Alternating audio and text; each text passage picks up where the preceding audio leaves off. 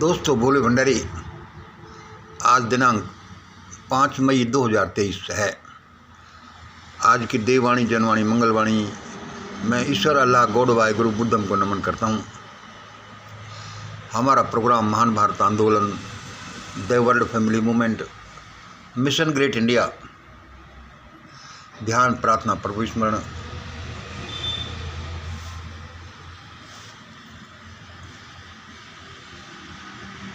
Pure vegetarian, ईश्वर विश्वास, 10% donation,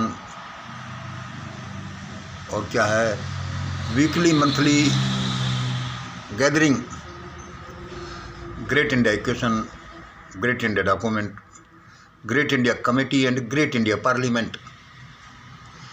ये हमारे थोड़े से पॉइंट्स हैं जिनको आधार मानकर हम ये सारा बताते रहते हैं। सुनिए, देश की पहलवान बेटियों, देश के किसानों, आप लोग जंतर मंतर पर इकट्ठे होते जा रहे हैं, इकट्ठे हुए हो। चाहे कोई भी कहे, लेकिन अब इतने जल्दी यहाँ से उठकर मत जाना। अब आपको जल्दी उठाने की यहाँ से कोशिश की जाएगी, जैसे कल रात को यहाँ से उठाने की, भगाने की कोशिश की गई, अब दूसरी तरह से कोशिश की जाएगी। आरोपी को जेल में भेज देने पर भी बेटियां तो अपने घर चली जाएं, लेकिन किसानों तुम मत जाना। मैं पहले ही बोलता आ रहा हूं कि ये घटनाएं क्यों हो रही हैं।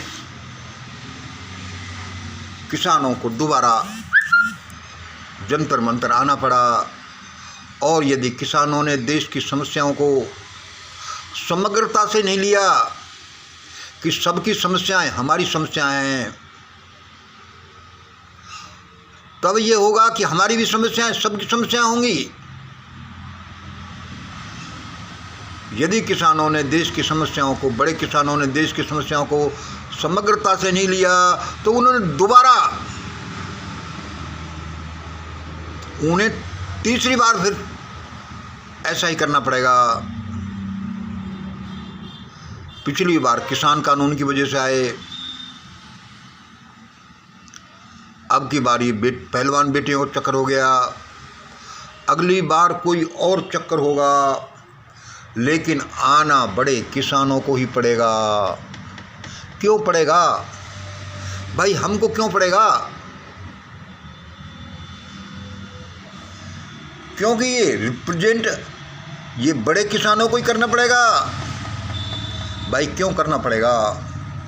कि भारत की स्ट्रक्चर सी ऐसी हैं। मैं बताता ही रहता हूँ, सबसे पहले टॉप 10%, फिर 10-15% हायर ओबीसी यानी बड़े किसान, फिर 45% लोअर ओबीसी एंड माइनॉरिटी, फिर 30% SC ST, खाना बदोश जो भी हैं। यदि देश की समस्याओं को समग्रता से नहीं लिया, तो किसानों को तीसरी बार फिर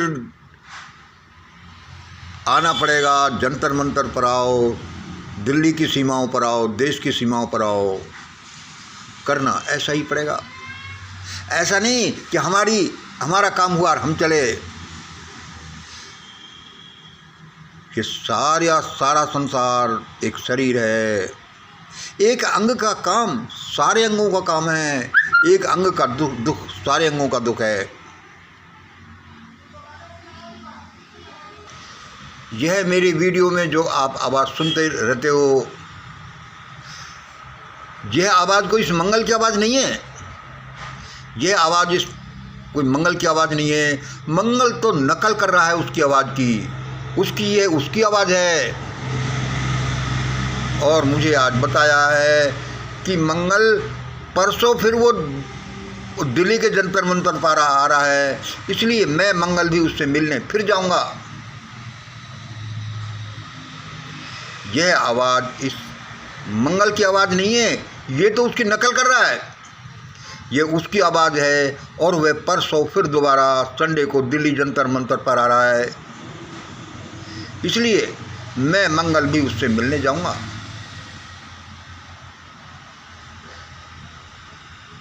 इसलिए अभी सूचना दे दूं कि हमारी संडे की होने वाली जनरल गूगल मीट या तो शनिवार को ही होगी या फिर मंडे के दिन। तीसरा नंबर सुनिए, वह पता नहीं कौन है, वह पता नहीं कौन है, बड़ा रहस्यमय है।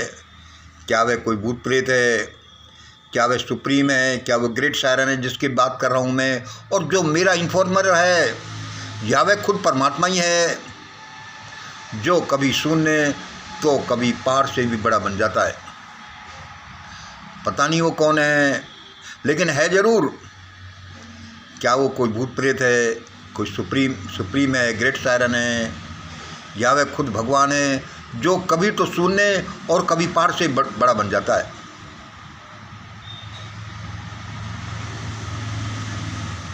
और सुनिए दोस्तों, यह भयानक हलचल जो हमें दिल्ली में जो जंतर मंतर पर सुनाई दे रही है, ये कोई इतनी जल्दी अब खत्म होने वाली नहीं है। यह हलचल तो अब अपना काम करके ही मानेगी। यह सारी हलचल क्या है, यह सारी हलचल क्या है?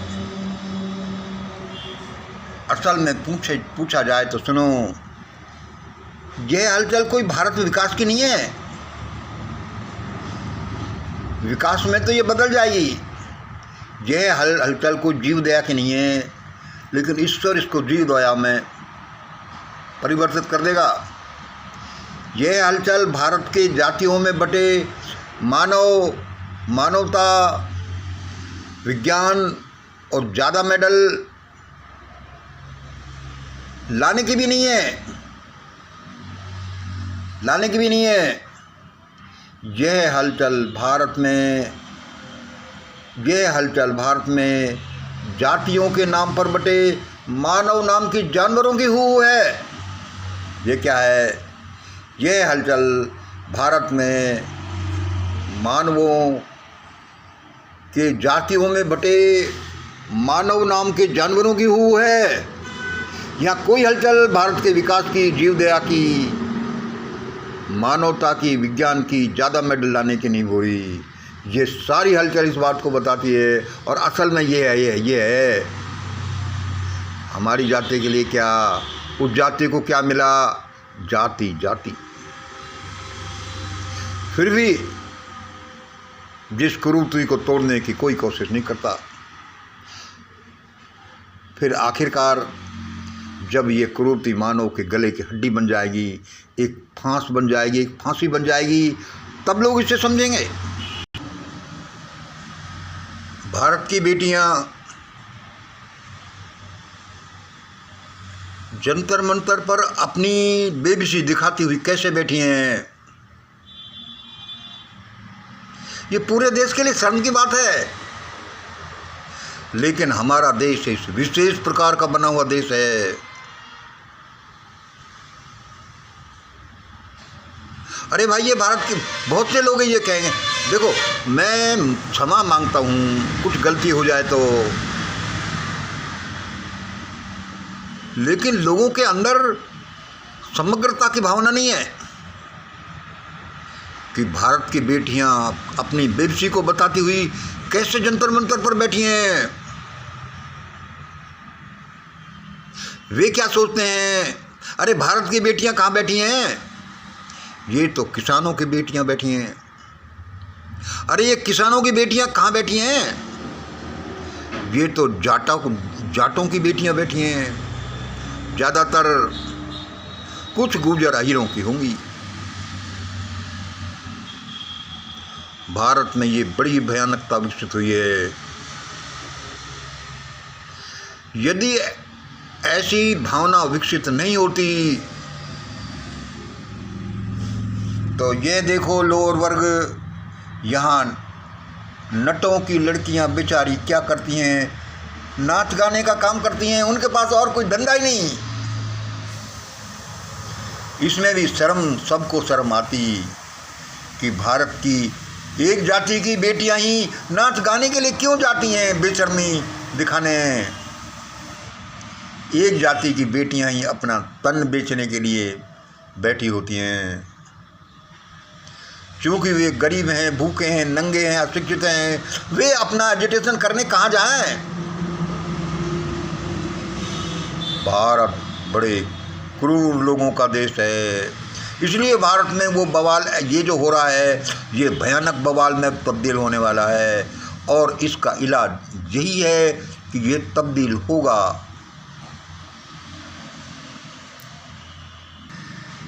पहलवान किसान बेटियां सबकी बेटियां हैं, लेकिन पूरे भारत की कोई भी बेटी सारे भारत की बेटी है। कुछों ने लूट लूट कर अपने घर इतने भर लिए। मैं यही ज़्यादातर बताता रहता हूँ कि परमात्मा का प्रोग्राम अब ऐसा चल रहा है, ऐसा ही चलेगा। मेरी उससे बात होती है कि यदि लोग नहीं समझे तो सारा सिस्टम, ये सारा सिस्टम गले मले ऐसा हो जाएगा जैसे तुर्की की इमारतें हो गई, क्योंकि कोई समझने का नाम ही नहीं लेता।